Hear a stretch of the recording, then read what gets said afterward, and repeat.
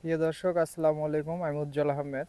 তো এটা আমাদের হচ্ছে চায়না থ্রি সিডলেস লেবু বাগান।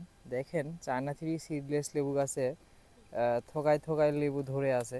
এই যে ছোট লেবু, বড় লেবু, সব ধরনের লেবু আছে। এগুলো হচ্ছে আপনার মোটামুটি 3 বছরের উপরে গাছের বয়স। তো এক একটা গাছে হিউজ পরিমাণে লেবু আছে। কত সুন্দর লেবু ধরে আছে মাটির সাথে। এই যে আমরা নিচ থেকে যদি আপনাদেরকে দেখাই, লেবুর শেপগুলো অনেক সুন্দর। এই যে সামান্য একটু ডালে এখানেই কতগুলো লেবু আছে।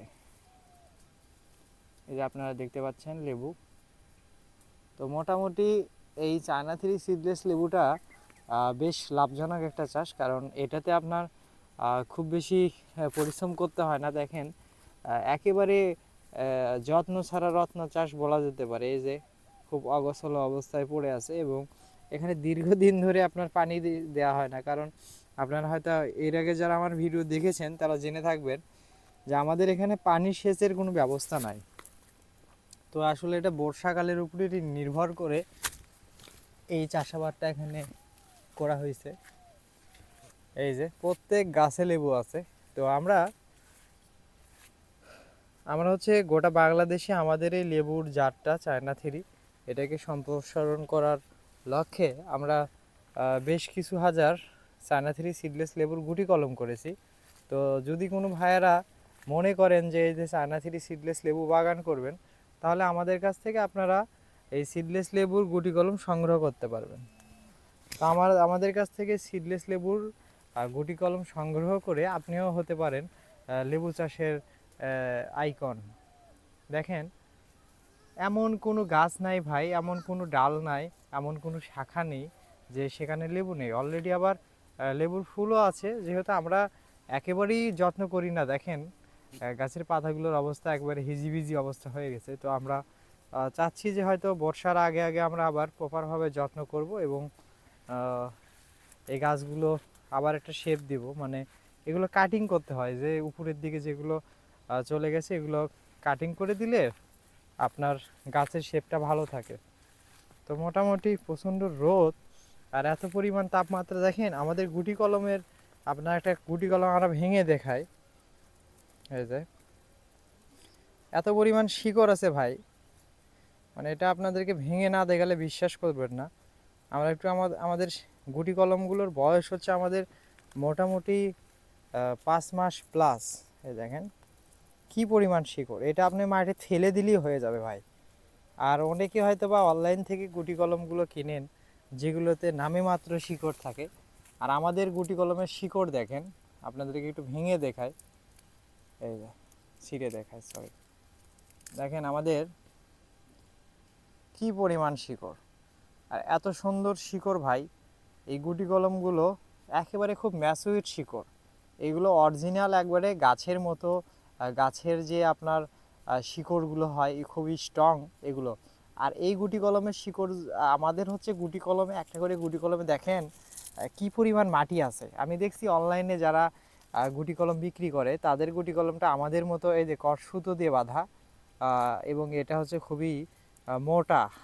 দেখেন গাছটার কাণ্ডটাও দেখেন কত বড় মোটা।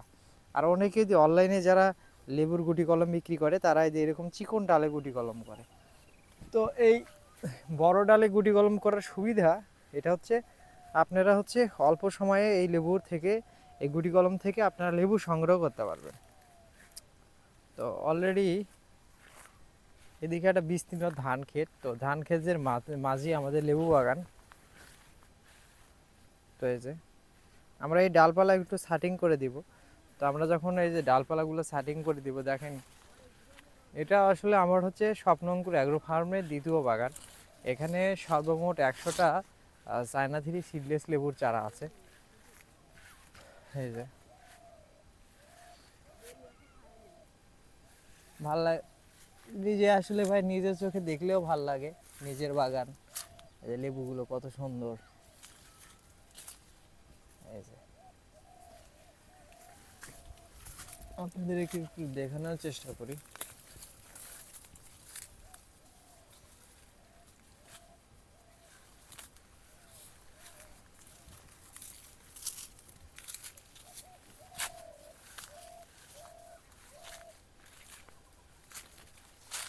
মূলত আমাদের আরেকটি বাগানে চায়না থ্রি সিডলেস লেবুর গুটি কলম বেশি পরিমাণে করা আছে। তো আমাদের এখানে খুব বেশি পরিমাণে লেবুর গুটি কলম করা নেই, এই যে এগুলো সবই গুটি কলম।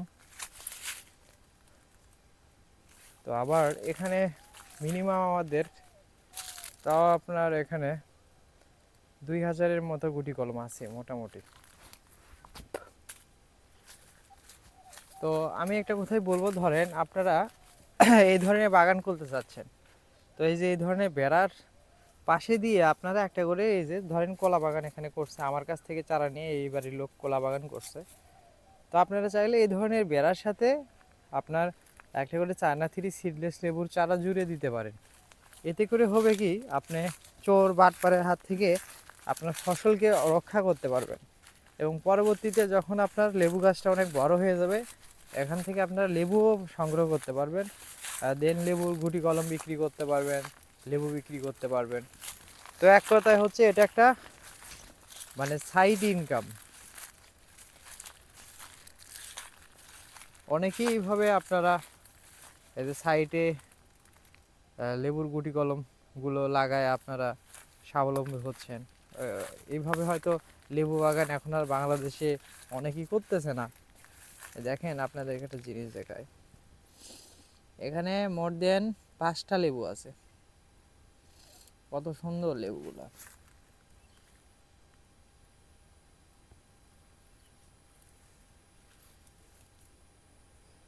লেবুটা কে যেন কাটছে।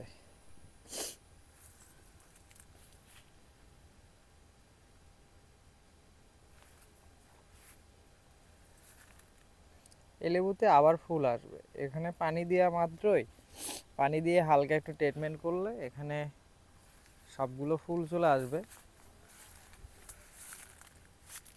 তখন হয়তো বা বাগানটাকে আরো সুন্দর লাগবে দেখতে। এবং গাছের এই যে যেগুলো মূলত লেবু গাছের এই যে রোগ বলতে একটা হচ্ছে লিপ মাইনর রোগ, যেটাকে পাতা কুঁকড়ানো রোগ বলে। এই রোগ ছাড়া আমার কাছে এখন পর্যন্ত এই 3 বছরে আমি খুব বেশি রোগের সম্মুখীন হইনি অন্তত লেবু চাষে।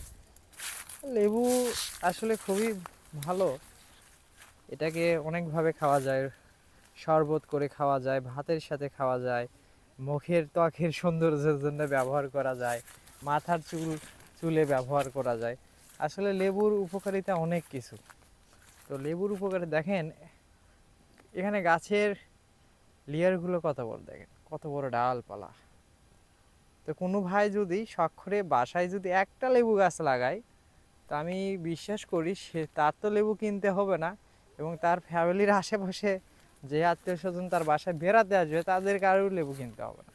প্রত্যেকে এক লেবু দেওয়ার পরে চায়না থ্রি সিডলেস লেবুর একটা বৈশিষ্ট্য এটা রয়েছে, লেবুর গোড়ার দিকে একটা হুলের মতো একটা চিকন একটা লেয়ার থাকে। তো ধন্যবাদ সবাইকে। আমার স্বপ্নঙ্কুর অ্যাগ্রো ফার্মের সাথে থাকবেন। আমি খুব ভালো ভিডিও করতে পারি না বা এগুলো এডিটও করি না, একেবারে নর্মালভাবেই ভিডিওগুলো আবার তৈরি করা। তারপরেও আপনাদের যদি এই ভিডিওগুলো ভালো লাগে তো অন্তত একটা লাইক দিলে তো একটু ভালো হয় ভাই, একটু ভিডিও করার আগ্রহ বাড়ে। যদিও আমি এগুলো কথা বলি না। তো ধন্যবাদ সবাইকে। আমার স্বপ্নঙ্কুর অ্যাগ্রো ফার্মের সাথে থাকবেন এবং আমার সাথে থাকবেন।